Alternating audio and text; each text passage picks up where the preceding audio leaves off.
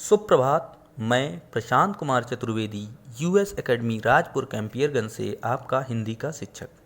विद्यार्थियों, आज हम कक्षा 9वीं की हिंदी की पुस्तक क्षितिज भाग 1 के काव्यखंड के प्रथम अध्याय कबीर का पठन पाठन करेंगे। इसमें कबीरदास जी की रचनाएं संकलित हैं जो साखियाँ और शब्द के नाम से हमें पढ़ने को मिलेंगी। हम इनके अर्थ को जानेंगे, इसके वास्तविक भावार्थ को समझने का प्रयास करेंगे और कबीर के विचारों से अवगत होंगे। तो रचनाओं को पढ़ने से पहले, इनके दोहों को पढ़ने से पहले हम कबीर के बारे में जान लें। कबीरदास जी का जन्म 1398 ईस्वी में काशी में हुआ था। ऐसा माना जाता है कि इनको जन्म देने वाली एक विधवा ब्राह्मणी थी जिसने लोकलाज के भय से इन्हें एक तालाब के किनारे छोड़ दिया और उस रास्ते से गुजर रहे नीरू और नीमा नामक एक मुस्लिम दंपति जो व्यवसाय से जुलाहे थे, उन्होंने इन्हें गोद लिया, इनका पालन पोषण किया। और कहा जाता है कि कबीरदास जी अनपढ़ थे।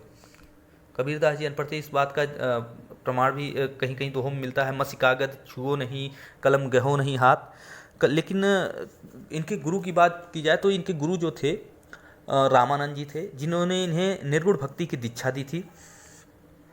ये साधुओं के साथ घूमना बैठना और सत्संग में का हिस्सा होना इनके स्वभाव में था। और यह ज़्यादातर दोहों में इन्होंने अपने जीवन काल में जो भी व्यवहार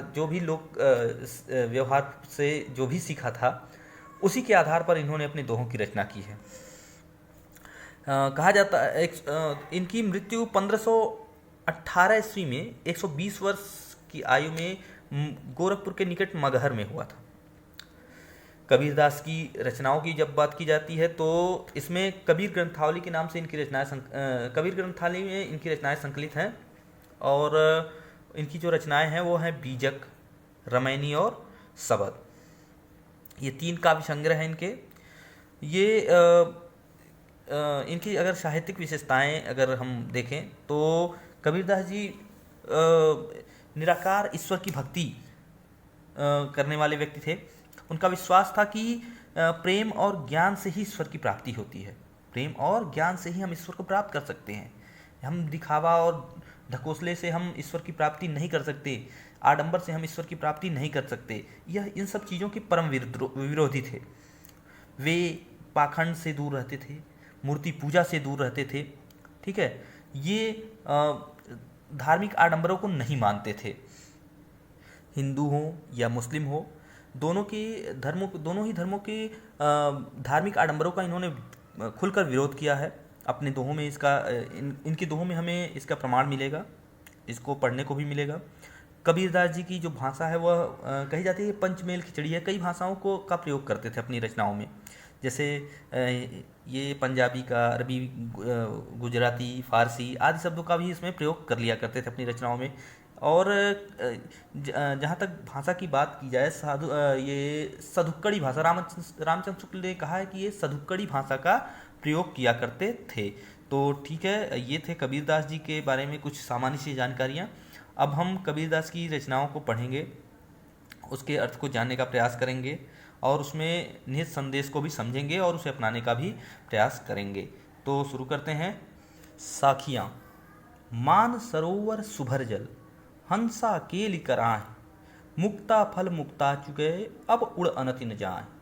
मान सरोवर सुभर जल, हंसा केलि कराह, मुक्ता फल मुक्ता चुके, अब उड़ अनत न जाए। पहले इसमें जो शब्द हैं उसको समझ लीजिए, उनके अर्थ को जान लीजिए। मान सरोवर आप सभी लोग ने नाम सुना होगा। हिंदू तीर्थ स्थल के रूप में जाना जाता है, एक पवित्र तालाब माना जाता है। तो और यहाँ देखिए, ये सामान्य से जो अर्थ हैं उसके विपरीत कुछ अलग अर्थ भी हो सकता है इसमें कुछ भाव छिपे हो सकते हैं। यह सामान्य अर्थ को छोड़ करके एक विशेष पर्याय की तरफ, एक विशेष अर्थ की तरफ इंगित करता है यह सामान्य से अर्थ। देखिए, जैसे मानसरोवर का अर्थ है एक पवित्र स्थल, एक पवित्र तालाब का नाम है मानसरोवर। और मानसरोवर एक पवित्र, यहाँ पर अर्थ लिया जा सकता है पवित्र मन से भी। ठीक है, जैसे वह तालाब पवित्र है, उसी तरह से यहाँ पर जब हम इसके अर्थ को पढ़ेंगे तब अच्छे से इसको एक्सप्लेन किया जाएगा। सुभर का मतलब होता है सुभर मतलब पूरी तरह अच्छे तरीके से भरा हुआ, लबालब भरा हुआ। ठीक है, अच्छी तरह। सुभर जल, पूरी तरह से भरे हुए, यानी कि लबालब भरे हुए जल से, ठीक है। और शुभ्र का मतलब शुभ्र, शुभ्र मतलब होता है साफ, शुभ्र का मतलब, शुभ्र का मतलब यहाँ शुभ्र से भी हो सकता है, शुभ्र मतलब होता है, शुभ्र मतलब होता है कि साफ या उज्ज्वल। हंसा, हंसा यहाँ हंस, हंसा का मतलब यहाँ हंस से है, या एक और यहाँ पर अलग पर्याय के लिए मैंने जैसे आपको बताया, अभी जब अर्थ इसका स्पष्ट होगा, ये हंसा यहाँ एक भक्त को भी माना गया है, एक साधक को माना गया है, एक ईश्वर की भक्ति करने वाले व्यक्ति को माना गया है। केल, केल का मतलब होता है क्रीड़ा, जल क्रीड़ा, ठीक है, चूंकि जल में है, जल में खेलने को हम जल क्रीड़ा कहते हैं, केल कराएं, ठीक है। मुक्ता फल, यहाँ देखिए मुक्ता फल, मुक्ता फल पहले दूसरी लाइन में, मुक्ता फल मतलब होता है, मुक्ता फल का मतलब होता है मोती, मुक्ता दूसरे शब्द में मुक्ता दिया हुआ है, मुक्ता मतलब मुक्त होकर के, ठीक है। अब चुगे, चुगे मतलब चुगना, अब उड़ अनत न जाए, अनत, अनत मतलब होता है अन्यत्र, कहीं और, दूसरी जगह, ठीक है। तो चलिए इसके अर्थ को जानेंगे, इसके अर्थ को जानेंगे और इसमें अर्थ में क्या संकेत किया गया है इस बात को समझने का प्रयास करेंगे। मान सरोवर सुभर जल हंसा केल कराए, मान सरोवर सुभर जल हंसा केल कराए, मुक्ता फल मुक्ता चुगे अब उड़त न जाए। कबीरदास जी कहते हैं कि मान सरोवर के पूरी तरह से, सुभर मतलब शुभ्र, और सुभर मतलब पूरी तरह से लबालब, मान सरोवर की पूरी तरह से लबालब भरे हुए साफ सुथरे जल में कौन हंसा केल कराए, हंस क्या कर रहा है, जल क्रीड़ा कर रहा है, जल में है, वह जल में तैर रहा है, तो उसी जल क्रीड़ा ही कहते हैं। हंसा केल कराए, मान सरोवर सुभर जल हंसा केल, कबीरदास जी कहते हैं कि मान सरोवर की पूरी तरह से लबालब भरे हुए साफ सुथरे जल में हंस जल क्रीड़ा कर रहा है, वह मुक्त भाव से, मुक्ता फल मुक्ता चुगे, वह मुक्त भाव से क्या कर रहा है, मान सरोवर से मोती चुग रहा है, कहा जाता है ना हंस मोती चुगते हैं, तो हंस भी मोती चुग रहा है, वे मुक्त होकर के क्या कर रहे हैं, मुक्त भाव से मुक्त होकर के वो मानसरोवर से मोती को चुग रहे हैं, और उन्हें यह जल क्रीड़ा करने में, इस प्रकार से जल क्रीड़ा करने में, साफ सुथरे जल में जल क्रीड़ा करने में, और इस प्रकार मोतियों को चुगने में उन्हें मतलब बहुत ज़्यादा आनंद की प्राप्ति हो रही है, और इतने आनंद की प्राप्ति हो रही है कि वह अब इसे छोड़ करके, इस कार्य को छोड़ करके, इस मानसरोवर में जल क्रीड़ा करने की क्रिया को छोड़कर कुछ और करना नहीं चाहते, या उड़कर कहीं और जाना नहीं चाहते। कहा गया ना अब उड़नत न जाए, मतलब अब और कहीं उड़कर जाना नहीं चाहते हैं। इसका आशय यह है कि इसका मैंने आपको कहा था एक सामान्य अर्थ है, एक थोड़ा विशेष अर्थ भी हो सकता है। इसका विशेष अर्थ यह हो सकता है, यह है कि मानसरोवर सुभर जल हंसा केल कराएं, मुक्ता फल मुक्ता चुगे अब उड़ अंत न जाए, कि प्रभु, इसका आशय है कि कबीरदास जी कहना चाहते हैं कि प्रभु की भक्ति में लीन भक्त, प्रभु की भक्ति में लीन भक्त को प्रभु की भक्ति करने में अत्यंत आनंद की प्राप्ति होती है, अत्यंत आनंद की प्राप्ति होती है, और वह मुक्त होकर मतलब मोह माया के बंधनों से मुक्त होकर के, मोह माया की जाल से छूट करके, वह स्वतंत्र होकर के ईश्वर की भक्ति में आनंद लेना चाहता है।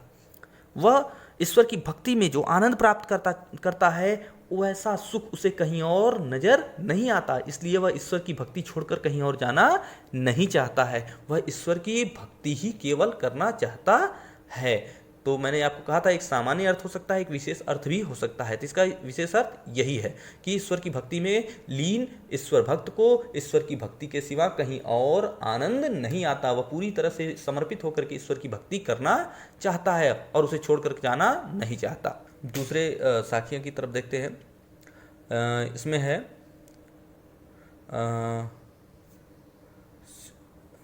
ये है, प्रेमी ढूंढत मैं फिरऊं प्रेमी मिले न कोई, प्रेमी ढूंढत मैं फिरऊं प्रेमी मिले न कोई, प्रेमी को प्रेमी मिले सब विष अमृत होय। इस साखिया में कबीरदास जी कहना चाहते हैं कि कबीरदास जी स्वयं को भी भक्त मानते थे, ईश्वर का भक्त मानते थे। खैर ये बात अलग है कि उनकी ईश्वर का कोई आकार नहीं था, वो निराकार भक्त ईश्वर की पूजा करते थे या आराधना करते थे। वह कहते हैं, कबीरदास जी कहते हैं, मैं एक प्रभु का भक्त हूँ, और जब मैं प्रेमी ढूंढत मैं फिरूं, मैं सच्चे प्रभु भक्त की तलाश में निकला, उसे खोजने के लिए निकला। जब मैं ईश्वर का भक्त हूँ, मैं क्या हूँ, ईश्वर का भक्त हूँ, और जब मैं एक ईश्वर के भक्त की तलाश में निकला, किसी दूसरे ईश्वर की भक्ति की तलाश में निकला, तो मैंने बहुत प्रयत्न किया। प्रेमी ढूंढत मैं फिरो प्रेमी मिले न कोई, मैंने बहुत ढूंढा, बहुत प्रयत्न किया, बहुत प्रयास किया, परंतु मुझे कोई दूसरा प्रेमी न मिला। ठीक है, अर्थात पूरी तरह से समर्पित ईश्वर का भक्त मुझे कोई नहीं मिला। प्रेमी को प्रेमी मिले, सब विष अमृत होए। और जब मुझे सच्चा प्रेमी मिला, सच्चा प्रेमी मिला मतलब सच्चा ईश्वर का भक्त मिला, तो मेरे प्रेमी को प्रेमी मिले, सब विष अमृत हो। तो क्या हुआ, सारे विष अमृत में बदल गए। अब ये विष क्या है, कौन सा विष है, विष कहाँ से आ गया? विष का मतलब वे चीजें हैं जो हृदय में ऐसे दुर्विकार, ऐसे दुर्विचार, ऐसे दुर्भावनाएं जो हृदय में बसे हुए हैं। ठीक है, वो विष के समान ही है। वो क्या करता है, मनुष्य का नाश करता है, मनुष्य के विचारों का, उत्तम विचारों का नाश करता है, मनुष्य के अच्छाइयों का नाश करता है। जो दुर्भावनाएं है, ईर्ष्या, क्रोध, मोह, माया, द्वेष, ये सभी क्या है, ये विष के समान ही है। जो हृदय में रहेंगे तो मनुष्य के व्यक्तित्व का नाश कर देंगे, मनुष्य के अच्छाइयों का नाश कर देंगे और उसके अंदर दुर्भावनाएं भर देंगे। ठीक है, तो वो कहते हैं जब मुझे प्रेमी को प्रेमी मिले, सब विष अमृत होए। जब मुझे यानी कि मुझे सच्चे मुझे यानी कि प्रभु के इस भक्त को, ठीक है, क्या मिला, एक सच्चे प्रेमी को एक सच्चा प्रेमी मिला, प्रेमी को प्रेमी मिले। ठीक है, प्रेमी को प्रेमी मिले यानी सच्चे प्रभु भक्त को एक सच्चा प्रभु भक्त मिला, तो सब विष अमृत होए। यानी कि सारे जो पाप थे वो क्या हो गए, विष जो थे, पाप रूपी जो विष थे हृदय में, दुर्भावनाएं, दुष्विचार, ये जो हृदय में थी, वो वासनाएं जो हृदय में थी, वो क्या हो गए, ये सब अमृत में परिवर्तित हो गए। अर्थात सारी दुर्भावनाएं सद्भावना में बदल गई, सारे दुष्विचार सद्विचार में बदल गए, पाप पुण्य की जो ईर्ष्या था वो प्रेम में बदल गया। तो ऐसे ही सारी जो दुर्विचार थे, दुर्भावनाएं थी, वो सभी अमृत में बदल गई, अच्छी भावनाओं में परिवर्तित हो गई। यानी कि ईश्वर के एक सच्चे प्रभु भक्त से मिलने पर जो दूसरे भक्त के विचार होते हैं वह भी बदल जाते हैं। उसके अंदर जो थोड़ा बहुत भी इस तरह की भावना होती है, दुर्विचार होते हैं, दुर्भावनाएं होती हैं, वो सभी अच्छी भावनाओं में परिवर्तित हो जाती हैं। उसके मन में पवित्रता आ जाती है, उसके मन में पवित्रता का संचार हो जाता है।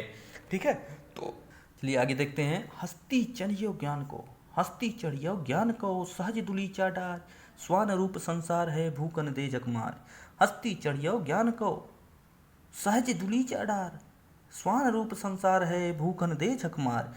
कबीरदास जी अब इसमें देख लीजिए कुछ शब्द हैं, जैसे हस्ती, हस्ती का मतलब होता है हाथी, हस्ती का अर्थ होता है हाथी। और सहज, सहज मतलब होता है सहजता से, स्वाभाविक रूप से, सरलता से। ठीक है, या सामान्य रूप से। दुलीचा, दुलीचा का मतलब होता है ऐसा जो आप पूजा पाठ करते वक्त देखते हैं ना, बिछा कर बैठा जाता है। कालीन, कालीन को हम दुलीचा भी कह सकते हैं। स्वान का अर्थ होता है कुत्ता। भूकन मतलब आप समझ सकते हैं, स्वान है तो भूकन का क्या अर्थ हो सकता है, भूकना। ठीक है, भौंकना। ठीक है, उसका भौंकना ही यहाँ बात कही जा रही है। यानी कि व्यर्थ में यहाँ भी कुछ सामान्य अर्थ हो से विशेष अर्थ भी हमें प्राप्त हो सकता है। चला जरा देखते हैं इसका क्या अर्थ है।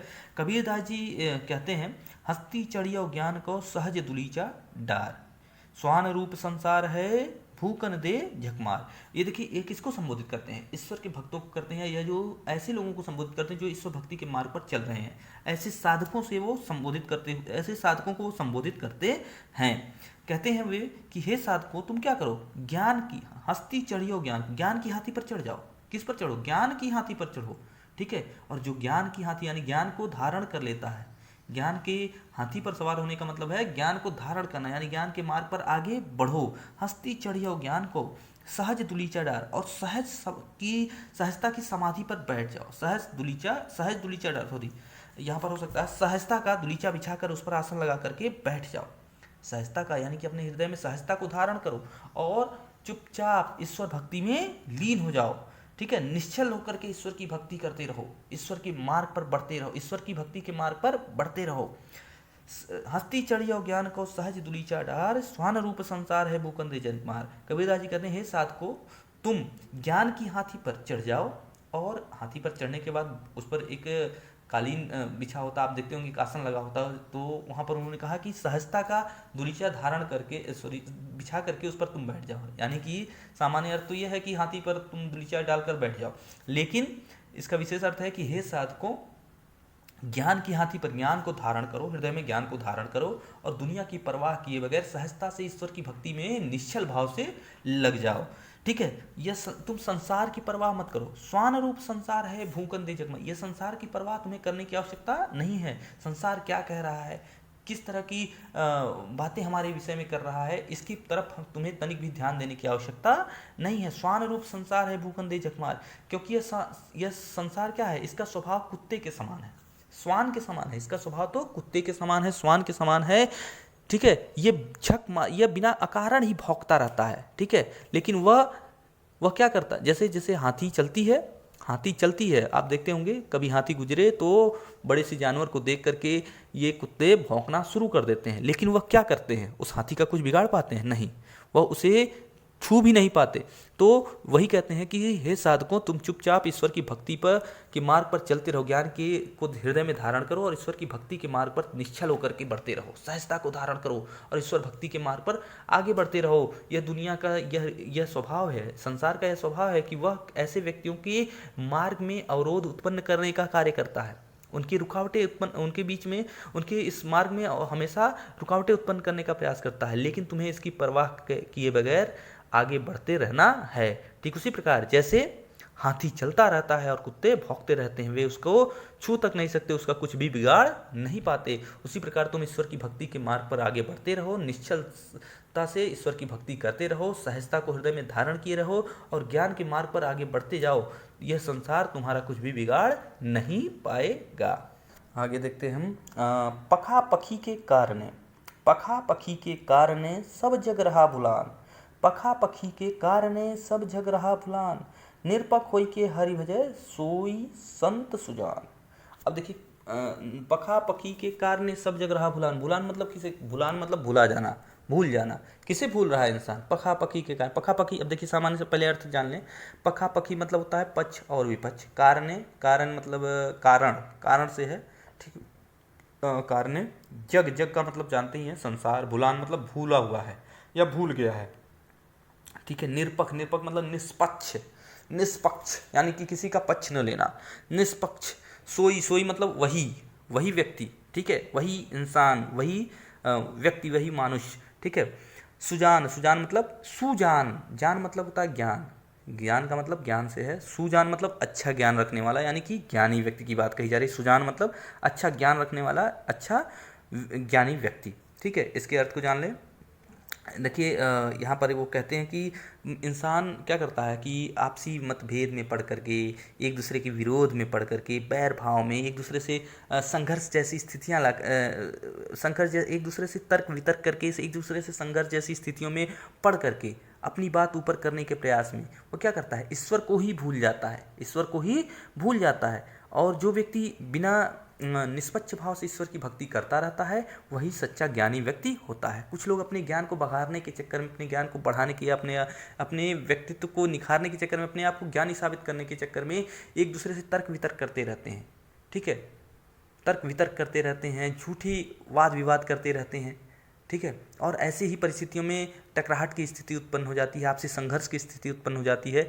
तो वो लोग ज्ञानी नहीं है, वो महामूर्ख हैं, जो अपने ज्ञान का अभिमान करते हैं, तर्क वितर्क करते हैं, एक दूसरे से बेहतर बनने या एक दूसरे से बड़ा साबित करने का, अपने ज्ञान को एक दूसरे से बेहतर बनाने का प्रयास, बेहतर साबित करने का प्रयास करते हैं। वो व्यक्ति वास्तव में सबसे बड़ा अज्ञानी व्यक्ति है। सबसे बड़ा ज्ञानी व्यक्ति कौन है? जो निष्पक्ष भाव से, यानी कि बिना भेदभाव के, बिना तर्क वितर्क किए, बिना आपसी संघर्ष के सब कुछ भूल करके ईश्वर की भक्ति में लीन हो जाता है, ईश्वर की भक्ति करता है, वही सबसे बड़ा ज्ञानी व्यक्ति है। ठीक है, तो इसके अर्थ को देख लें।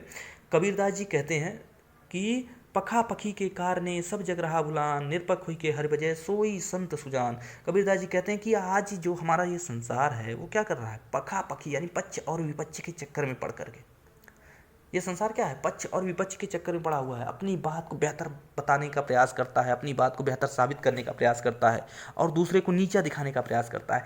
एक दूसरे से तर्क वितर्क करता है, तर्क वितर्क नहीं कि वास्तव में वह कुतर्क ही करता है। ठीक, वास्तव में वह कुतर्क करता है। लोग एक दूसरे से तर्क वितर्क करते हैं, कुतर्क करते हैं और इन्हीं चक्करों में पड़ करके वे क्या करते हैं?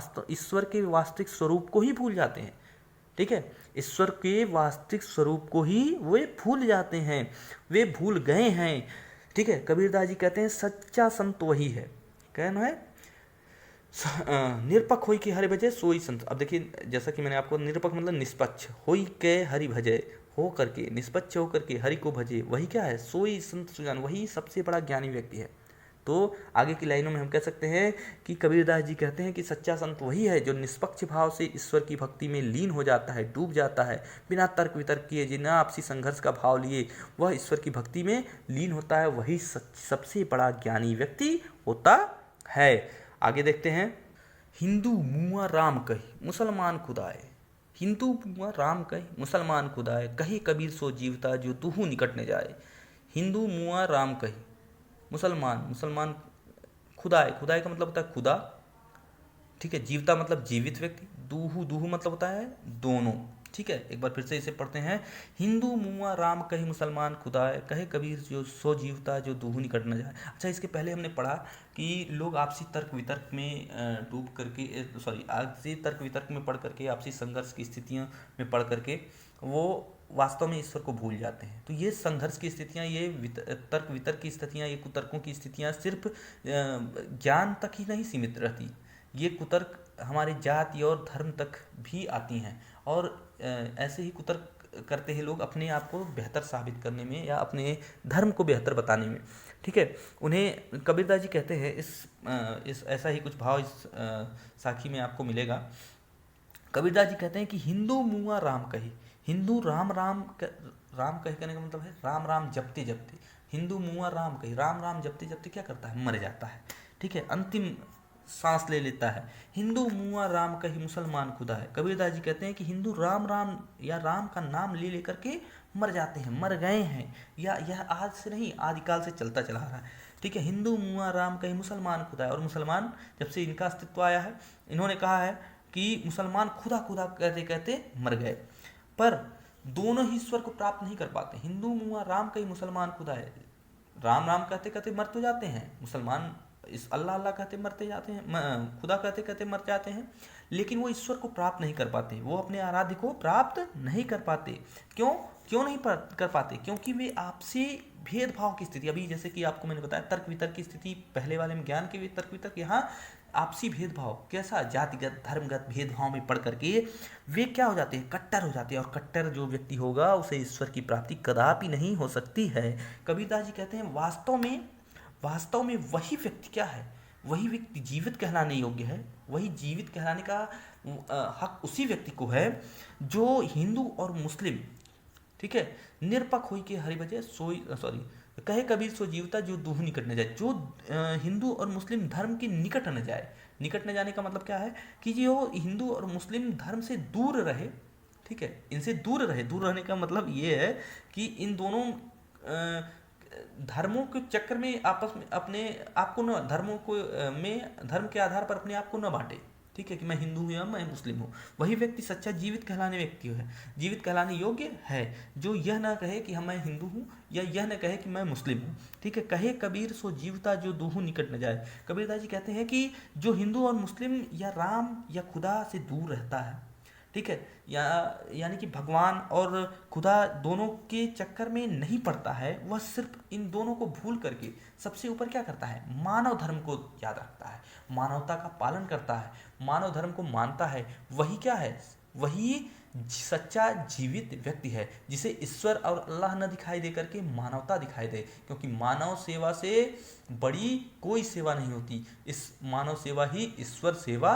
है, ठीक है। कबीरदास जी कहते हैं कि हिंदू मुआ राम कही मुसलमान खुदा है। अभी हिंदू राम राम कहते कहते और अपने धर्म को श्रेष्ठ बताते बताते मर जाता है, मुस्लिम खुदा खुदा कहते और अपने धर्म की वाहवाही करते वह मर जाता है, परंतु इस स्थिति में उसे कभी भी ईश्वर की प्राप्ति नहीं हो पाती। कबीरदास जी कहते हैं कि वह व्यक्ति सच्चा व्यक्ति है और जीवित, वही व्यक्ति जीवित कहलाने योग्य है जो हिंदू और मुस्लिम की धार्मिक संकीर्णताओं में न पढ़ करके, इन सब को भूल करके, जाति और धर्म की भावना को भूल कर मानव धर्म का अनुसरण करे, मानव धर्म का पालन करे और मानवता को सर्वश्रेष्ठ माने। वही व्यक्ति सबसे बड़ा जीवित व्यक्ति है, वही व्यक्ति सबसे बड़ा और सबसे महान व्यक्ति है, ठीक है। काबा फिर काशी भया राम ही भया रहीम, काबा फिर काशी भया, राम ही भया रहीम, मोट चून मैदा भया, बैठ कबीरा जीम। ठीक है। कबीरदास जी कहते हैं कि जैसे अभी हमेशा वह धार्मिक संकीर्णता से ऊपर होकर के रहने की बात करते हैं। वह कहते हैं कि निष्पक्ष भाव से ईश्वर की भक्ति करिए। तो हमेशा वह अपने हिंदू और मुस्लिम की जातिगत भावनाओं से, धर्मगत भेदभाव से दूर रहने की बात करते हैं। वह इनसे उठ करके निष्पक्ष भाव से ईश्वर की भक्ति करने की बात करते हैं। तो वह कहते हैं कि कबीरदास जी कहते हैं कि जब मैं धार्मिकता की भावना से दूर होकर के, यानी हिंदू और मुस्लिम की भावना से ऊपर उठ करके जब मैंने इन धर्मों की तरफ देखा, ठीक है, जब मैंने ईश्वर की आराधना करने की बात कही, इन धर्मों की के पूजने की बात कही, या इन धर्मों को जब मैंने समझने का प्रयास किया, तो मेरे लिए मुसलमानों का पवित्र तीर्थ स्थान काबा फिर काशी भी है। मुसलमान काबा, देखिए काबा क्या है। काबा, ये पहले अर्थ को जान लें। काबा एक मुस्लिमों का पवित्र तीर्थ स्थान माना जाता है, और काशी हिंदुओं का, काशी मतलब बनारस, ठीक है। और भया मतलब हो गया, ठीक ना। मोट मतलब मोटा, ठीक है। चून, चून देखिए, चून मतलब होता है क्या, चून का मतलब होता है आटा, ठीक है, पिसा हुआ, बारीक पिसा हुआ। और जीम, जीम मतलब वो जीम नहीं है, ये जीम छोटी की मात्रा होती है। जीम, जीम का मतलब होता है जीमना, जीमना मतलब खाना, ठीक है, ग्रहण करना, भोजन करना, ठीक है। तो कबीरदास जी कहते हैं कि जब मैं धार्मिक भेदभाव या हिंदू मुस्लिम की भावना से ऊपर उठ करके निष्पक्ष भाव वाला हो गया, तो मेरे लिए मुसलमानों का पवित्र स्थान काबा भी काशी के समान पवित्र हो गया।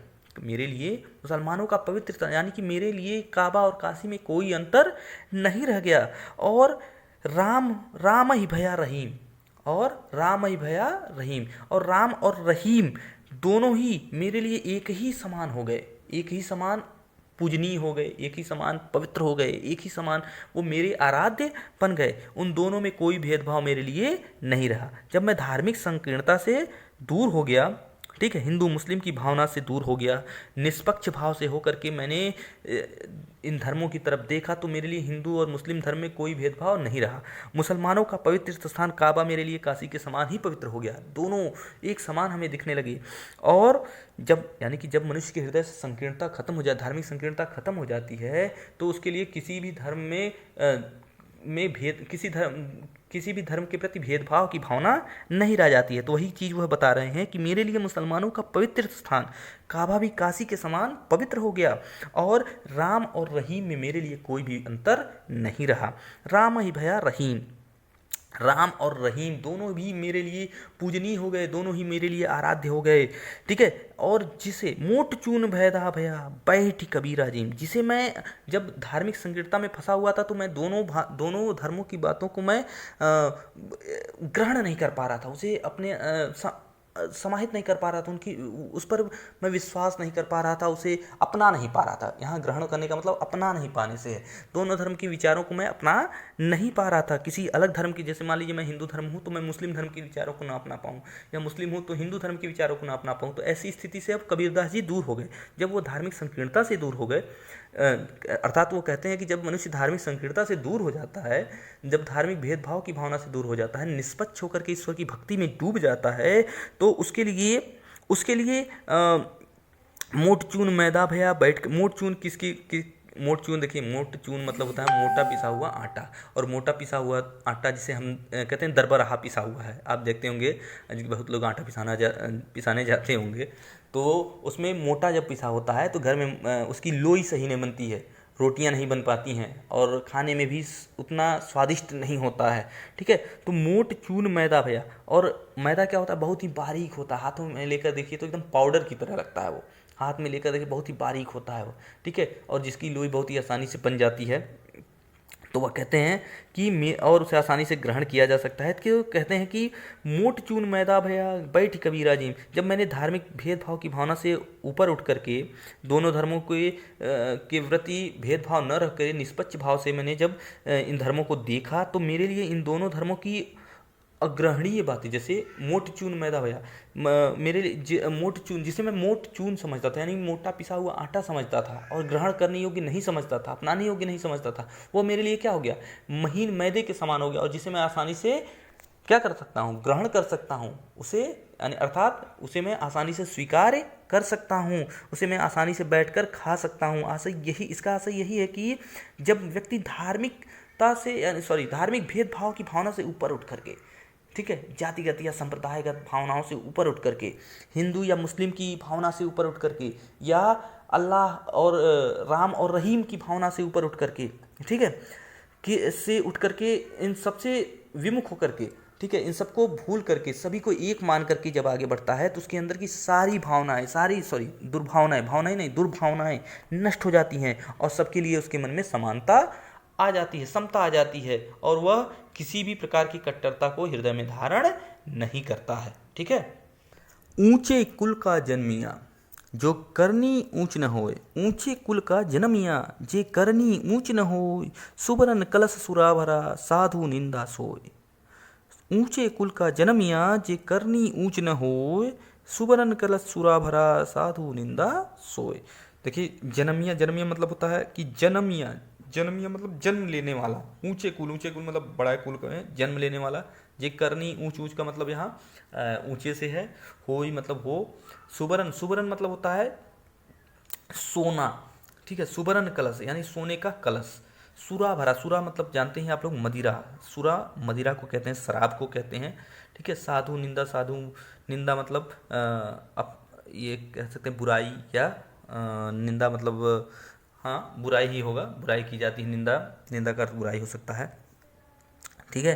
तो पहले इसके अर्थ को जान लीजिए। कबीरदास जी कहते हैं कि ऊंचे कुल का जन्मिया जे करनी ऊंच न होए। ठीक है। यदि कोई व्यक्ति ऊंचे कुल में जन्म लेता है और उसके कार्य, करनी मतलब उसके कार्य, उसके जो उसका जो कर्म है, कार्य नहीं कर्म, जो उसके कर्म अच्छे नहीं है, ऊंचे कुल का जन्मिया जे करनी ऊंच न हो। कबीरदास जी कहते हैं जो व्यक्ति जो ऊंचे कुल में जन्म तो लिया है पर उसके कर्म अगर अच्छे नहीं हैं तो उसका ऊंचे कुल में जन्म लेना बेकार है, कोई मतलब नहीं है, कोई लाभ नहीं है ऊंचे कुल में जन्म लेने से।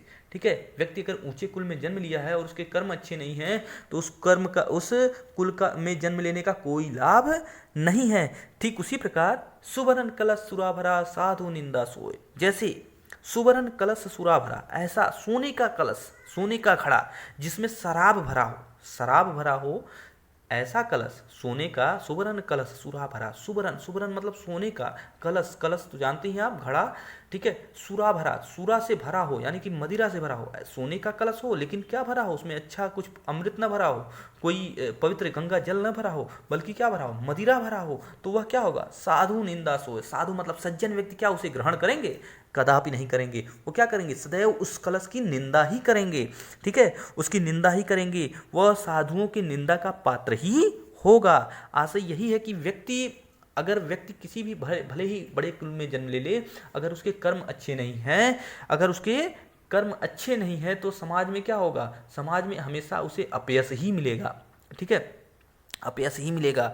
तो मनुष्य की महानता उसके कुल से नहीं बल्कि उसके कर्मों से जानी जाती है। ठीक है। जैसे अभी मान लीजिए कोई बड़े घर का व्यक्ति हो और वह उसके पिता बहुत बड़े सज्जन व्यक्ति हो, समाज में उनका मान सम्मान हो, और वह चोर निकल जाए, डकैत निकल जाए, ठीक है, हत्यारा निकल जाए, ठीक है, या दुराचारी निकल जाए, दुर्व्यवहार करता हो सबके साथ, तो क्या वह उस अपने कुल का नाम रोशन कर सकता है? बिल्कुल नहीं करेगा। और नहीं तो वह अपने कुल पर एक दाग, एक कलंक, ठीक है, लगा देगा। तो कबीरदास जी कहते हैं कि व्यक्ति ऊंचे कुल में जन्म लेने से महान नहीं होता बल्कि वह अपने कर्मों से महान होता है। ठीक है। तो व्यक्ति को अपने कुल में जन्म लेने का अफसोस न करके अपने कर्मों पर ध्यान देना चाहिए। ठीक है। देखिए, ये तो साखियाँ थी। अब हम शब्द पढ़ेंगे। इसमें देखिए, शब्द में पहला पद है, पहला पद ये है इस प्रकार, मोह को कहाँ ढूंढे बंदे मैं तो तेरे पास में। मोह को कहाँ ढूंढे बंदे मैं तो तेरे पास में, ना मैं देवल ना मैं मस्जिद ना काबा कैलाश में, ना तो कौने क्रिया कर्म में ना ही योग वैराग में। खोजी होए तो तुरता मिली हो, खोजी होए तो तुरता मिली है पल भर की तलाश में। खोजी होए तो तुरता मिली हो पल भर की तलाश में। कहे कबीर सुनो भाई साधो, कहे कबीर सुनो भाई साधो सब श्वासों की सांस में। ठीक है। तो ये देखिए, इस पद में उन्होंने बताया है कि ईश्वर अपने भक्तों से कहता है कि हे भक्तों, मुझे इधर उधर ढूंढने की आवश्यकता नहीं, मेरा वास तो हर जगह है, मुझे इधर उधर ढूंढने की आवश्यकता नहीं है। अगर तुम चाहो तो मुझे क्षण भर की तलाश में, यानी सच्चे मन से, सच्चे हृदय से अगर तुम मेरी आराधना करो, मुझे प्राप्त करने का प्रयास करो, तो तुम मुझे क्षण भर में प्राप्त कर सकते हो। तुम्हें सालों तक या वर्षों तक मेरी आराधना तपस्या करने की आवश्यकता नहीं है। अगर तुम सच्चे मन वाले हो, सच्चे भक्त हो, तो तुम मुझे क्षण भर की तलाश में ही प्राप्त कर सकते हो। तो इसका भाव हमें इन पंक्तियों में मिलेगा। कबीरदास जी कहते हैं, मोह को कहाँ ढूंढे बंदे मैं तो तेरे पास में। ठीक है, मोह को कहाँ ढूंढे बंदे मैं तो तेरे पास में। अभी देखिए कुछ सामान, मोह को का अर्थ है कि मुझको, ठीक है, कहाँ ढूंढे बंदे मैं तो तेरे, सामान्य से अर्थ है, सामान्य से शब्द हैं। ना मैं देवल, देवल मतलब देवालय यानी कि मंदिर। ना मैं मस्जिद, मस्जिद तो जान ही रहे हैं आप। ना का काबा और कैलाश की भी जिक्र कर चुके हैं हम लोग आगे वाले साखिया में। ना तो कौने क्रियाकर्म में, क्रियाकर्म मतलब क्रियाकर्म, विभिन्न प्रकार के क्रियाकर्म किए जाते हैं, जैसे पूजा पाठ, योग वैराग आदि, पूजा पाठ या बलि या तमाम चीज़ें। ठीक है, योग और वैराग्य भी आप जानते हैं, वैराग्य धारण करना ईश्वर की प्राप्ति के लिए बहुत से लोग पहले संत महात्मा करते थे। खोजी हो तो तुरते मिले, तुरते मतलब तुरंत ही, मिली हो मतलब मिलेंगे। ठीक है, पल भर की तलाश में, कहे कबीर सुनो भाई साधो, साधो मतलब संतो सज्जनों। ठीक है, श्वासों की सांस, श्वासों मतलब जीवित व्यक्तियों से है, श्वास मतलब उनके हृदय में, प्राण में। ठीक है, उनकी एक एक सांस में। ठीक ना, तो अब इसके अर्थ को थोड़ा जान ले। देखिए कबीरदास जी कहते हैं कि ईश्वर, पहले तो मैंने आपको बताया था कि उनके ईश्वर कौन है, निराकार हैं। वो निराकार ईश्वर की, यानी कि निराकार ब्रह्म की उपासक हैं। तो वह कहते हैं कि ईश्वर कहता है कि मोह को कहाँ ढूंढे बंदे, हे बंदे, बंदे किसे, बंदे मतलब हे मनुष्यों, सज्जनों। ठीक है, हे व्यक्तियों या हे मनुष्यों, तुम मुझे कहाँ ढूंढने का प्रयास कर रहे हो। हे मनुष्य, वो मनुष्य को संबोधित करते हुए, ईश्वर जो है वो मनुष्य को संबोधित करते हुए, इस कबीरदास जी के अनुसार ईश्वर मनुष्य को संबोधित करते हुए कह रहे हैं कि हे मनुष्य, तुम मुझे इधर उधर कहाँ ढूंढता फिर रहा है, कहाँ भटक रहा है। ठीक है, मुँह को कहाँ ढूंढे बंदे, मैं तो तेरे पास में, मुझे इधर उधर ढूंढने की आवश्यकता क्या है, मैं तो तेरे अत्यंत समीप हूँ, मैं तो तेरे पास में ही हूँ, मैं तो तेरे पास ही हूँ, मैं तेरे अत्यंत समीप हूँ। ना मैं देवल, ना मैं मस्जिद, ना मैं काबा कैलाश में। ना तो मैं मंदिरों में हूँ, तुम मुझे प्राप्त करने के लिए मंदिरों में जाते हो, तुम मुझे वहाँ प्राप्त नहीं कर सकते क्योंकि मैं वहाँ हूँ ही नहीं। ना मैं देवल, मैं मंदिरों में नहीं हूँ, मैं मंदिरों में निवास नहीं करता हूँ। ना मैं देवल, ना मैं मस्जिद, ना ही मैं मस्जिद में निवास करता हूँ। ना तो तुम मुझे मस्जिद में नमाज पढ़ के प्राप्त कर सकते हो, या ना तो तुम मुझे मंदिर में पूजा अर्चना करके तुम मुझे प्राप्त कर सकते हो। ना काबा कैलाश में, ना ही तुम काबे, मुसलमानों के पवित्र तीर्थ स्थान काबा का दर्शन करने, या काबा जैसे पवित्र, मुसलमानों के पवित्र तीर्थ स्थल पर जाकर के तुम मुझे प्राप्त कर पाओगे। ना कैलाश, ना तो कैलाश जो कि हिंदुओं का पवित्र तीर्थ स्थल है, वहाँ जाकर तुम मुझे प्राप्त कर सकते हो। यह सब करना व्यर्थ है। अतः इन सब जगहों पर तुम मुझे यहाँ पर प्राप्त कर नहीं सकते, तो इन सब जगहों पर जाना क्या है, बेकार है, व्यर्थ है। ना तो कौन एक क्रियाकर्म में, तुम मुझे प्राप्त करने के लिए विभिन्न प्रकार के कर्म कांड करते हो, पूजा, ठीक है, यज्ञ, बलि आदि विभिन्न प्रकार के कर्म कांड करते हो, इन सब को करना भी तुम्हारे लिए बेकार है। तुम ये सब चीज़ें भी करके मुझे प्राप्त नहीं कर पाओगे। ठीक है, इस प्रकार के कर्म कांडों से मैं तुम्हें मिलने वाला नहीं हूँ। न योग वैराग में, ना ही तुम मुझे योग से, लोग योग साधना करते हैं, कई कई दिनों तक तपस्या करते हैं, भक्ति साधना में लीन रहते हैं। आपने शुरू से भी देखा होगा, हमारे विभिन्न प्रकार के धार्मिक धारावाहिकों में आपने देखा होगा कि लोग विभिन्न प्रकार की योग साधना के माध्यम से ईश्वर को प्राप्त करने का प्रयास करते हैं। ना तो कौन क्रियाकर्म में न योग वैराग, तुम मुझे योग वैराग्य धारण करके न तुम मुझे योग साधना से प्राप्त कर सकते हो, और ना ही वैराग्य धारण करने से, वैराग्य धारण करके इधर उधर भटकने से तुम मुझे प्राप्त नहीं कर पाओगे। लोग क्या करते हैं, जीवन जीते हैं, जब कोई अज्ञानी व्यक्ति उन्हें मार्ग सुझा देता है तो वो वैराग्य धारण कर लेते हैं, वैराग्य धारण करके इधर उधर भटक करके ईश्वर को प्राप्त करने का प्रयास करते हैं। इस प्रकार से भी तुम मुझे प्राप्त नहीं कर पाओगे। ठीक है, खोजी हो तो तुरते मिली है। अगर तुम सच्चे खोजी हो, खोजी का मतलब क्या है, खोजी का मतलब है खोजने वाले। ठीक है, किसको खोजने वाले, ईश्वर को खोजने वाले। तुम अगर मुझे प्राप्त करना चाहते हो, सच्चे मन से तुम मुझे प्राप्त करना चाहते हो, सच्चे हृदय से तुम मुझे धारण करना, तुम्हारे हृदय में अगर सच्चाई है, तुम मुझे सचमुच प्राप्त करना चाहते हो, तुम्हें मुझे प्राप्त करने की ललक है, खोजी हो तो तुरंत मिली है।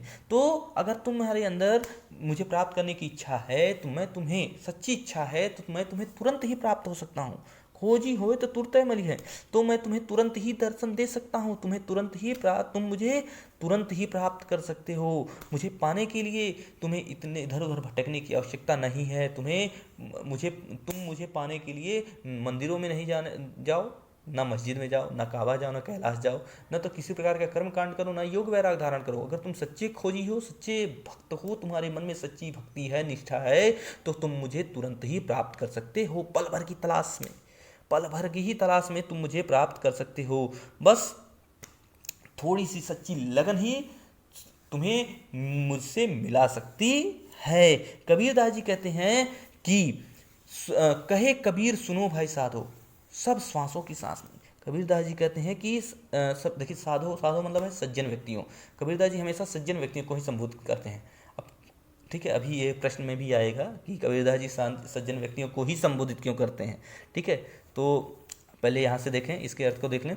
कहे कबीर सुनो भाई साधो सब श्वासों की सांस में। कबीरदास जी कहते हैं, संतों को संबोधित करते हुए कहते हैं, भक्तों को संबोधित करते हुए कहते हैं कि हे संतों, हे भक्तों, सुनो, परमात्मा कहता है, क्या कहता है कि सब श्वासों की सांस में, हे प्राणियों, मैं, हे मनुष्यों, मैं तो सब प्राणियों के एक एक, मैं तो हर जीवात्मा की एक एक सांस में बसा हुआ हूँ। मैं हर प्राणी की आत्मा में विद्यमान हूँ। अगर तुम सच्चे भक्त हो, सच्चे साधक हो, तुम मुझे सच्ची लगन से देखो, तो मैं तुम्हें हर प्राणी के अंदर प्राप्त हो जाऊंगा। ठीक है, तुम मुझे हर व्यक्ति के अंदर प्राप्त कर सकते हो। क्यों? क्योंकि ईश्वर का वास कहाँ है? ईश्वर का कहा जाता है ना, ईश्वर का वास कण कण में है। ईश्वर का वास कहाँ है? ईश्वर का वास तो कण कण में है। तो ईश्वर को हम प्रत्येक जीवात्मा में प्राप्त कर सकते हैं। हर प्राणी में ईश्वर का वास है। इसलिए तुम मुझे इधर उधर खोजना या इधर उधर खोज करके अपना समय बर्बाद मत करो। ठीक है, आगे देखते हैं दूसरा पद। देखिए ये जो है संत, ये देखिए, संतो भाई आई ज्ञान की आंधी। देखिए ये परीक्षोपयोगी नहीं है, फिर भी इसे हम पढ़ लेते हैं, इसके अर्थ को जान लेते हैं।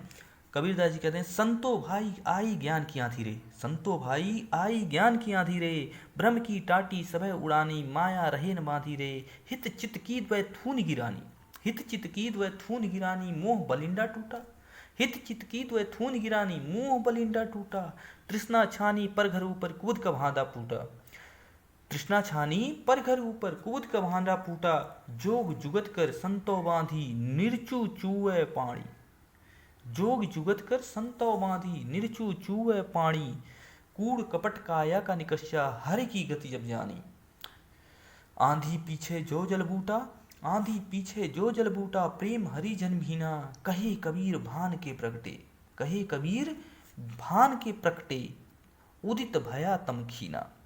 ठीक है, तो इसके पहले कुछ शब्द हैं, उसे हम जान ले। देखिए टाटी, देखिए आप झोपड़ी तो आपने देखा होगा, झोपड़ी बहुत से ग्रामीण परिवेश से बच्चे हैं जो वो जानते हैं कि झोपड़ी कैसे बनती है, कैसे उसमें क्या क्या चीज़ें लगती हैं, थूनियाँ लगती हैं, बल्लियाँ लगती हैं।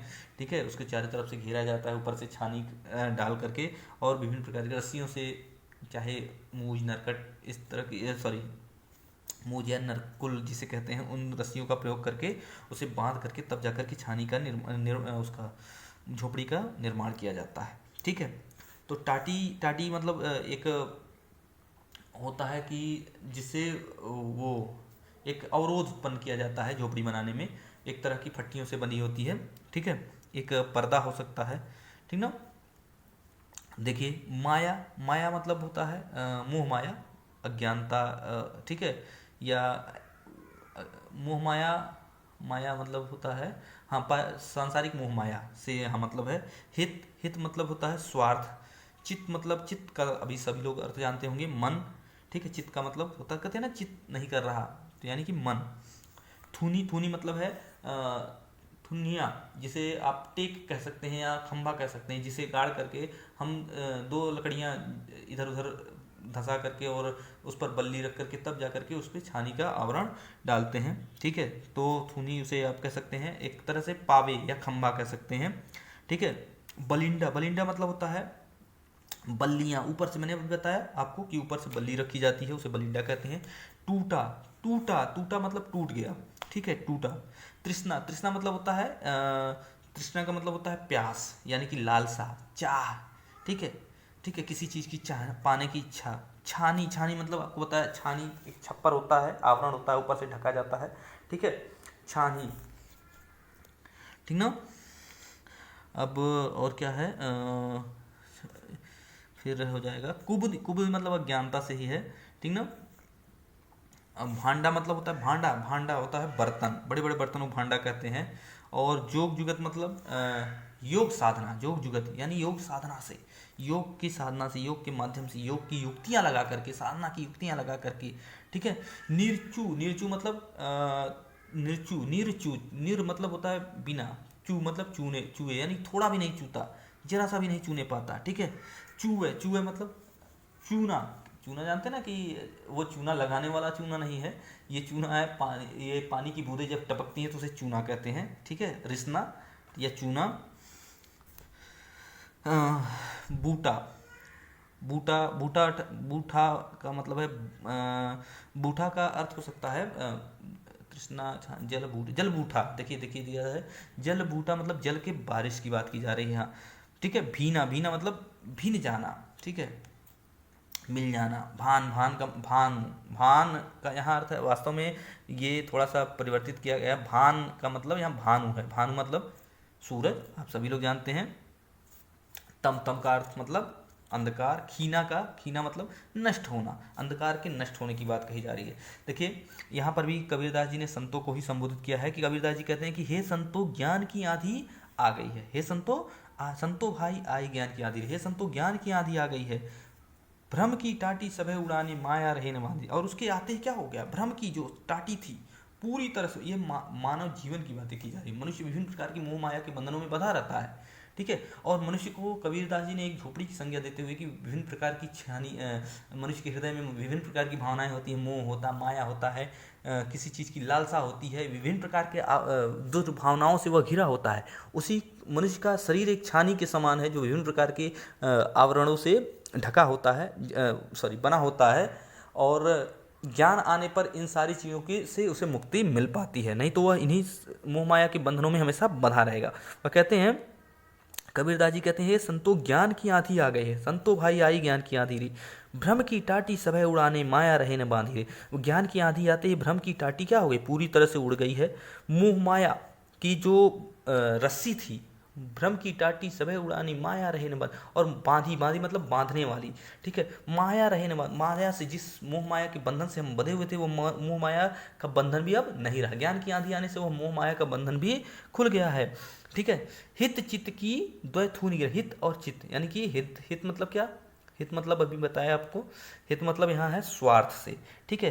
हित चित्त, चित्त मतलब मन से, मन की इच्छाओं से, ठीक है। हित और चित्त यानी स्वार्थ सिद्धि और मन की जो लालसाएं थी वो क्या हो गई हैं। ज्ञान की आंधी आने से ये दोनों जो दो स्तंभ थे, जो इस छानी को के लिए के एक पिलर के रूप में कार्य कर रहे थे, वो हित और चित्त की दोनों बल्लियां क्या हो गई हैं, गिर गई हैं। ज्ञान की आंधी आने से वो गिरकर नष्ट हो गई हैं।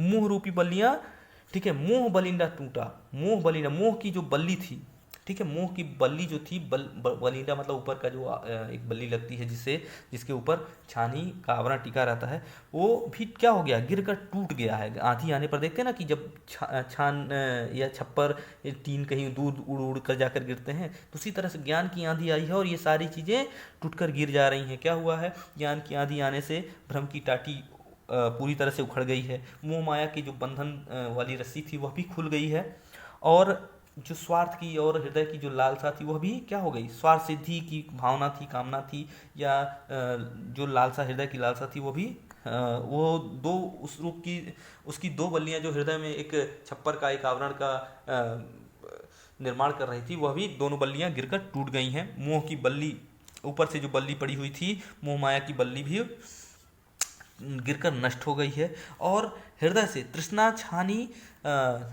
छानी पर घर ऊपर कुमुद का भांटा फूटा, और ऊपर से जो तृष्णा की छानी इस पर लगी हुई थी, तृष्णा मतलब प्यास, लालच, तृष्णा मतलब होता है लालसा, लालच, ठीक है, जो प्यास थी, जो अत्यधिक चीज़ों की चाह की कामना थी, वह भी क्या हो गई है, धरती पर आ गिरा। तृष्णा छानी पर घर ऊपर, वह उड़ करके, वह छानी उड़ करके दूर जा गिरी है, धरती पर जा गिरी है। कुबुद्धि का भांडा फूटा, और जो कुबुद्धि का, ज्ञानता का जो भांडे थे, बर्तन थे, वह भी गिरकर, आंधी आने से जो बर्तन टंगे होते हैं झोपड़ी में, वह भी गिरकर मिट्टी के बर्तन टूट जाते हैं। उसी तरह से हमारे हृदय में भी ज्ञान की आंधी आने से क्या हो जाएगा, हमारे मन में ज्ञान की आंधी आने से, हमारे अंदर ज्ञान की आंधी चलने से क्या होगा, हमें ज्ञान प्राप्त हो जाने से क्या होगा, हमारे ज्ञानता की के भांडे यानी बर्तन गिरकर टूट जाएंगे। ठीक है, वही बात वो कहने का प्रयास कर रहे हैं। अब संतो, हाँ, जोग जुगत कर संतो माधी निर्चय चूहे पानी। अब संत आए, ठीक है, अब जोग जुगत कर अब देखिए अज्ञानता का ज्ञान कब आता है, जब योग संतों के साथ आप बैठिए, संतों के समागम में बैठिए, ठीक है, सत्संग करिए, ठीक है, अच्छे लोगों के साथ बैठिए, ज्ञान की बातें करिए, तो आपके अंदर भी ज्ञान का समावेश हो जाएगा। अब संतों की सहायता से, उन्होंने योग और साधना से, यानी कि विभिन्न प्रकार की युक्तियां लगा करके उन्होंने जो नए आवरण का निर्माण किया, नया छप्पर जो बनाया, अर्थात मेरे अंदर जो अच्छी भावनाएं भरी, मेरे अंदर एक नए व्यक्तित्व का जो निर्माण किया, ठीक है, जोग जुगत कर संतो बांधी निर्चुए चूहे पानी, सॉरी, जोग जुगत कर संतों बांधी निर्चय चूहे पानी। अब संतों ने एक अपनी योग और साधना से, अपने ज्ञान से, अपने अच्छे विचारों से मेरे एक नए व्यक्तित्व का जो निर्माण किया, उसमें निर्चय चूहे पानी, उसमें पानी की एक बूंद भी रिस नहीं सकती। कैसी पानी की, विकार रूपी पानी की एक भी बूंद, अच्छी दुर्भावना रूपी पानी की एक भी बूंद उसमें प्रवेश नहीं कर सकती है। उसमें किसी प्रकार की दुर्भावना प्रवेश नहीं कर सकती, मेरे हृदय में अब कोई भी दुर्भाव नहीं आ सकते हैं। ठीक है, योग जुगत कर संतो बांधी निर्चय चूहे पानी रे, अर्थात योग साधना से, सच्ची लोगों के समागम से, अच्छे लोगों की सत्संग से मेरे हृदय में जो अच्छी भावनाएं आई हैं, वह अब उसमें पानी की एक भी बूंद रिस नहीं सकती, अर्थात दुर्भावना की कोई भी दुर्भावना का कोई भी दुर्भाव मेरे अंदर प्रवेश नहीं कर सकता है। ठीक है, अच्छा देखिए ज्ञान आ जाने से क्या हुआ, ठीक है, वह कहते हैं कूड़ कपट काया का निकस्या।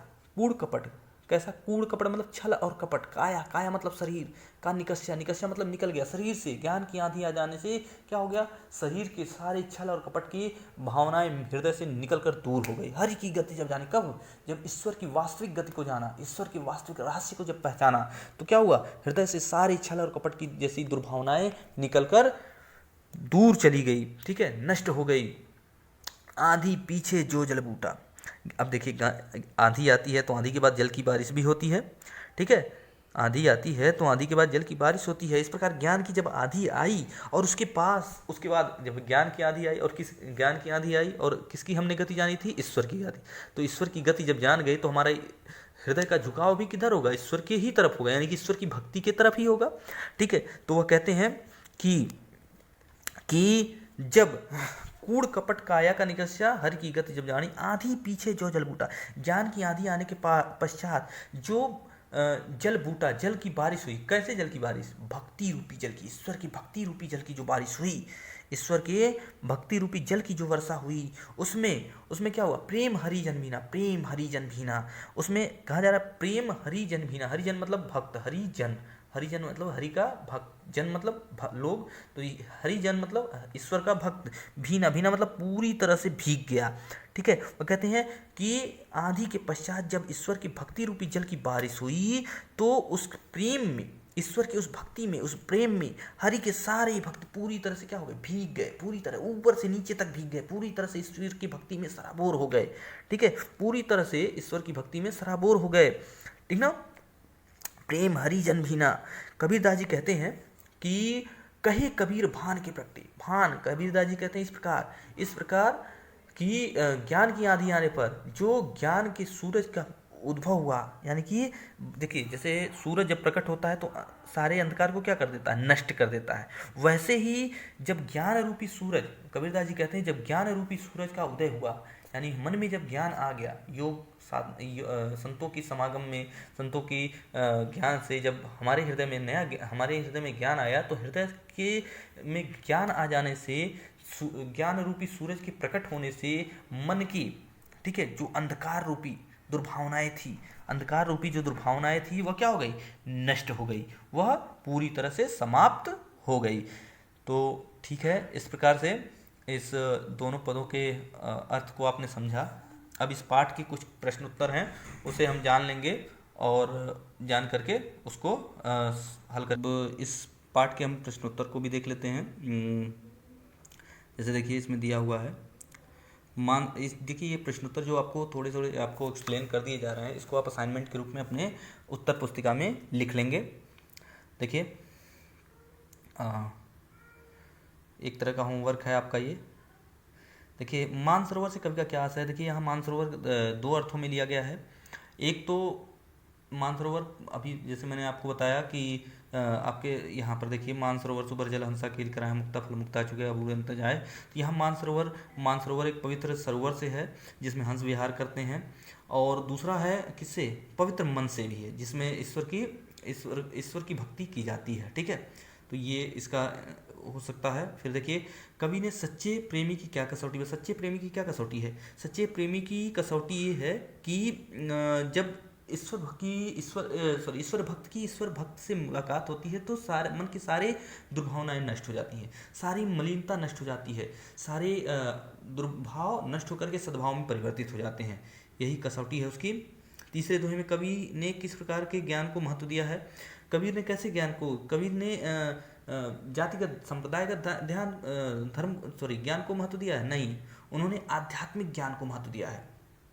ठीक है, उन्होंने आध्यात्मिक ज्ञान को महत्व दिया है। ठीक है, इस प्रकार देखिए इस संसार में सच्चा संत कौन कहलाता है। इस संसार में अभी जैसे कि इसमें बताया गया है कि देखिए यहाँ दिया है कि सोई निरपक्ष होई के हर वजह सोई संत सुजान। तो जो निष्पक्ष भाव से, ठीक है, जो निष्पक्ष भाव से ईश्वर की आराधना करे, बिना तर्क वितर्क किए, बिना बैर भाव के, ठीक है, किसी भी प्रकार का मन में कलुषता ना हो, कपट ना हो, वही व्यक्ति सच्चा, दोनों धर्मों के प्रति समान भाव भी रखे, यही सभी धर्मों से ऊपर उठ करके मानव धर्म को महत्व दे, वही व्यक्ति सच्चा संत कहलाने योग्य है।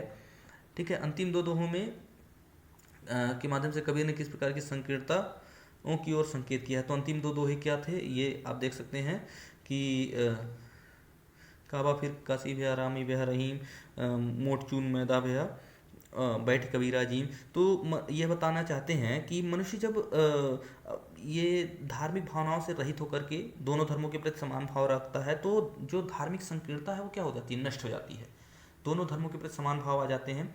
ठीक ना, ऐसे विचार आ जाते हैं कि वे एक दूसरे के प्रति भेदभाव करना खत्म कर देते हैं। दूसरा है ऊंचे कुल की जन्मिया जे करनी ऊंच न होए, सुवर्ण कलश सुराबरा साधु निंदा सोए। इसमें क्या हो सकता है कि दूसरा जो लास्ट आखिरी सेकंड मतलब आखिरी दोहा है, इसके अनुसार कि इसमें एक प्रकार की संकीर्णता होती है, मनुष्य के अंदर यह अभिमान होता है, एक संकीर्ण भावना होती है कि मैंने ऊंचे कुल में जन्म लिया है तो मैं भी महान ही कहा जाऊंगा, मेरा भी मान सम्मान होगा। लेकिन मान सम्मान या समाज में पद प्रतिष्ठा ऐसे नहीं बढ़ती है। ऊंचे कुल में जन्म ले लेने मात्र से ही बहुत उसकी ख्याति नहीं बढ़ जाती। उसकी ख्याति बढ़ती कैसे, उसके स्वयं के कर्मों से, मनुष्य के स्वयं के कर्मों से ही उसकी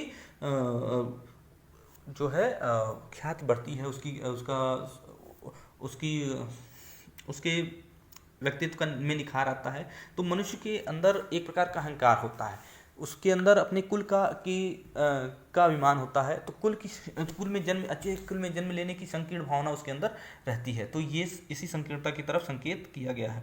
आगे देखिए, आगे जो प्रश्न है कि किसी भी व्यक्ति की पहचान उसके कुल से नहीं उसके कर्मों से होती है, तर्क सहित उत्तर दीजिए। तो जैसे कि आपने देखा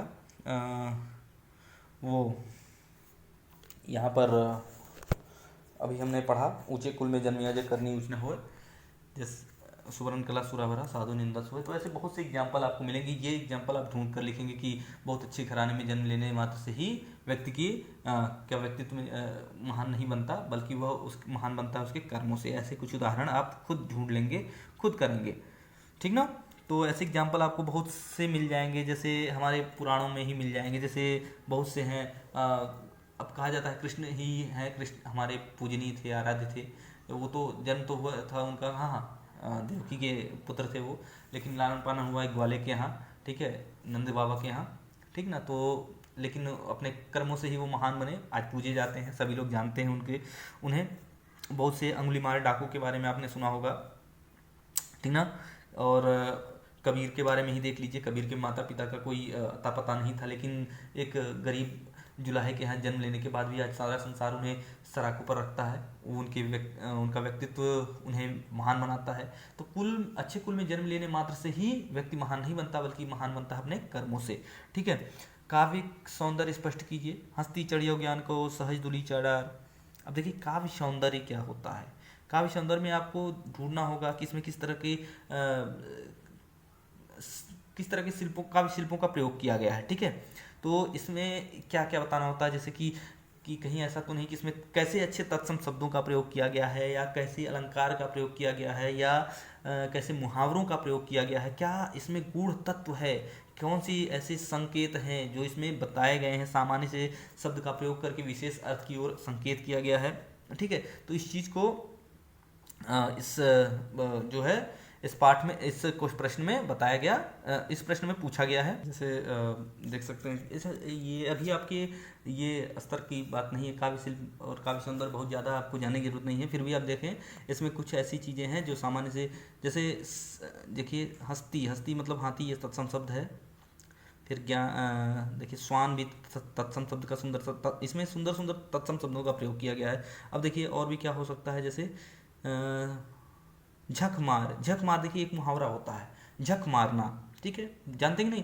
हाँ, जानते ही होंगे आप लोग, बहुत बार अपने किताबों में पढ़ा होगा, ग्रामर की किताबों में, झक मारना। ठीक है। फिर देखिए स्वान रूप संसार, रूप में स्वान रूप संसार है। स्वान के समान, रूप मतलब यहाँ रूपक नहीं मान लिया है, ये उपमा दी जा रही है। स्वान रूप संसार है, ये संसार क्या है? कुत्ते के समान है, कुत्ते के समान है। तो यहाँ के समान आप में यह विषय है, उपमा अलंकार का उदाहरण है। तो ऐसे छोटी छोटी चीज़ें आपको ढूंढ करके इसमें लिखनी होंगी, इस शिल्प सौंदर्य के रूप में, काव्य सौंदर्य या शिल्प सौंदर्य को लिखना होगा। फिर देखिए इस मनुष्य ईश्वर को कहाँ कहाँ ढूंढता फिरता है। तो मनुष्य, जैसा कि लास्ट वाले में बताया गया है, मोह को कहाँ ढूंढे बंदे में तो तेरे, मनुष्य ईश्वर को विभिन्न प्रकार के मनुष्य ईश्वर को देवल में, यानी मंदिर में, मस्जिद में, काबे और पवित्र स्थानों पर, काबे और कैलाश में, विभिन्न कर्म कांडों में योग्य और वैराग धारण करने में ईश्वर की प्राप्ति जानता है। ठीक है। फिर देखिए तो ऐसे कर्म कांड करके वह ईश्वर को प्राप्त करने का प्रयास करता है, विभिन्न तीर्थ स्थानों पर जाता है, विभिन्न कर्म कांड करता है। वह सोचता है कि ऐसे कार्य करने से मुझे ईश्वर की प्राप्ति हो जाएगी, योग साधना में मग्न हो जाता है। तो लेकिन वास्तव में उसकी प्राप्ति ऐसे नहीं हो सकती। ईश्वर की प्राप्ति तो हमें हर व्यक्ति के अंदर हो सकती है, ईश्वर तो हर व्यक्ति के अंदर वास करता है। ठीक है। फिर देखिए आगे देखिए प्रश्न क्या है। कबीर ने ईश्वर प्राप्ति के लिए किन किन प्रचलित विश्वास, वही वाला आपका हो सकता है कि ईश्वर की प्राप्ति हमें ना तो मंदिरों में जाने से प्राप्त होगी, ना मस्जिदों में, ना ही पवित्र स्थानों से ईश्वर की प्राप्ति हो सकती है। हमें ईश्वर को प्राप्त करना है तो कहाँ, ना योग साधना से, ना वैराग्य धारण करने से, ठीक है, न तीर्थ स्थानों पर जाने से। हम ईश्वर को प्राप्त कहाँ कर सकते हैं? हर व्यक्ति के अंदर कर सकते हैं, हर व्यक्ति को हम प्राप्त कर सकते हैं। बहुत से लोग माला जपते रहते हैं, ये दिखाते हैं कि हम ईश्वर की भक्ति कर रहे हैं, और ऐसे ईश्वर की प्राप्ति हो सकती है क्या?